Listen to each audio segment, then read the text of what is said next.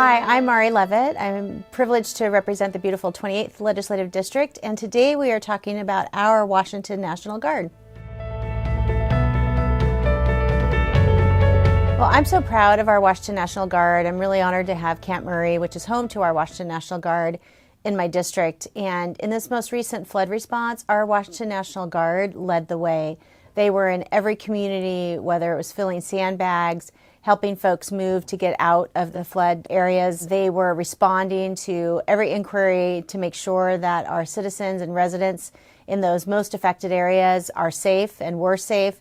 And I couldn't be more pleased and more proud of our Washington National Guard for all their hard work each and every day during the holidays, giving up their time to take care of Washingtonians.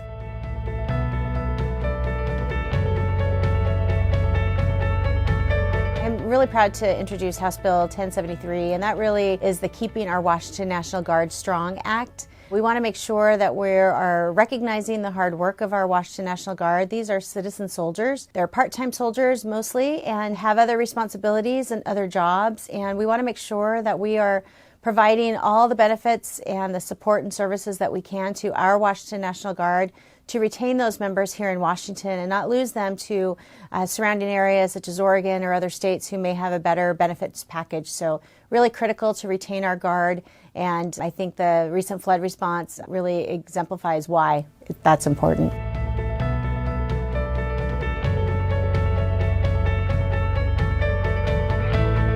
I have a couple bills this session. One is relating to early learning is one of the most important tax incentives that we can provide and the best tax return for citizens, and it sets families up for success. It sets children up for success. So I have a bill that really is expanding the eligibility for our military families into the early learning program, which is the state version called ECAP.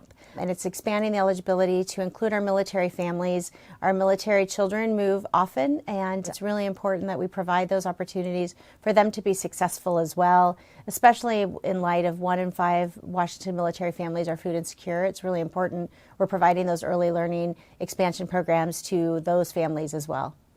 And then I have another bill that's really talking about helping our school districts get resources for construction. When we have military bases and have schools on military bases to take care of our military families, we want to partner with our school districts to get them the resources to be able to really set up those schools for success, and therefore setting up those military families for success as well. So really grateful for the bipartisan support for those bills. In fact, all 3 of the bills that I've talked about today, I'm really grateful for the support because we all know that when we support our Washington military families, we're supporting a strong economy.